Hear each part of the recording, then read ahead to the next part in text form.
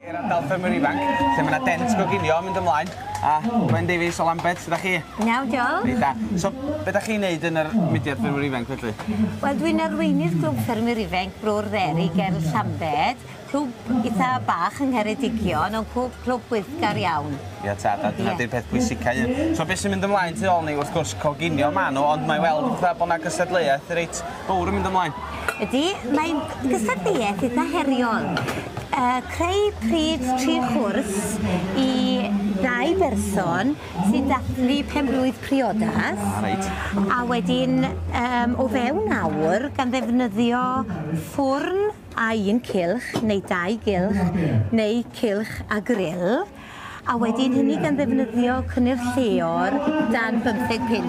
Felly mae'n dipyn o gystadleuaeth. O, mae'n dipyn o gamp neu hynny, ond wrth gwrs, dachod un peth arall, mae'n siŵr o fewn y byd ffermwyr ifanc, ydy y ffaith bod chi'n cael gweld cynnyrch reol a oherwydd cynhyrchu cynnyrch. Yda ni mewn ffermwrs, de? Ie. So, da chi'n gweld hynny'n dipyn o gamp o nid o fewn y pris yna, ta? Falle ddim gymaint o fewn y pris, ond o fewn awr. Y peth sy'n bwysig bod chi'n llanw'r awr yn gyfan. Bod chi ddim yn gorffen rhy fuan, neu bod chi'n dangos gymaint o sgiliau coginio a phosib o fewn yr awr. A wedyn, mae'n dipyn o sialens cyflawni 3 chwrs mewn awr a hefyd arddangos y coginio o fewn yr alcof. A wrth gwrs wedyn mae'ch sgiliau, nid yn unig sgiliau coginio sydd angen o chi, ond sgiliau creadigol wrth arddangos nhw. Wrth gwrs, anheddig efo creu falle cwrs priodas, mae'n bwysig iawn bod y ffordd mae'n edrych yn bwysig yn dydi? Yn hollol, achos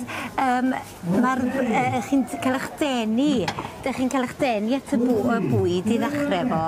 Felly mae gymaint o bethau i chi feddwl, mae marciau yn mynd am dewis y fwydlen, yr ymchwil. Cyn sôn am dechrau, mae gyda chi marciau wedyn am sut ydych chi'n trefnu'ch amser, sut ydych chi'n cydweithio gyda'ch partner, a wedyn yr bwyd gorffenedig. A felly mae rhaid chi feddwl bod chi'n paratoi bwyd, erbyn yr beirniau dod fydd y bwyd wedi oeri. Felly mae gyda chi gymaint o bethau i feddwl amdano cyn arddangos y bwyd. A nid yn unig sgiliau coginio sy'n dod i fewn i fyma, na sgiliau cydweithio sy'n gallu arwain i bethau eraill ynddo? Chi'n iawn, mae'r gystadleuaeth yma, fel o'n i'n gweud, yn heriol. Mae eisiau pob math o sgiliau arno chi mwyn cyflawni'r gystadleuaeth. Ia, ta, un peth bwysig iawn i fi yn enwedig, ac mae'n siŵr i lot o bobl adra sy'n gwylio, ydy achos sut mae y pobl ifanc yma o fewn y mudiad yn mynd i fynd ar y ddiwydiant ymlaen, de? Yn hollol. A mae'r elfen bwyd lleol wedyn yn bwysig iddyn nhw wneud ymchwil i weld pa fath o bwydydd sydd gyda nhw yn ei ardal lleol, a wedyn defnyddio'r rheini. Mae marciau hefyd am wreiddioldeb, felly mae'n bwysig bod nhw'n defnyddio'r bwydydd lleol yma. A beth sy'n liwgar iawn ydy y ffaith bod nhw'n dod o bob matha a rhannau o'r wlad o Gymru yma.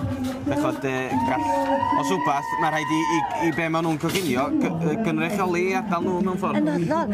A mae'n dipyn o gamp hefyd, meddyliwch chi, maen nhw'n cystadlu fan hyn ar fore dydd Mawrth, teithio o Sir Fôn o ben draw Cymru, a cario'r bwyd, maen nhw'n gorfod cario nid yn unig y bwyd, yr arddangosfa, a pob un rhestr, pob un llwy maen nhw'n defnyddio, a wedyn y gamp weithiau yw'n mynd ar y cyfan adref golchi nhw. Ia, mae'n siŵr hynna di bethau mwy hyn, dydy? Na, gwych. Ia, dwi'n sbio ymlaen i weld, cos so awr mae gennym ni i ddisgwyl a hein, a dyn gan i weld, os a ffefrynnau o gwbl, Wel, Ceredigion, wrth gwrs. Ie, wrth gwrs.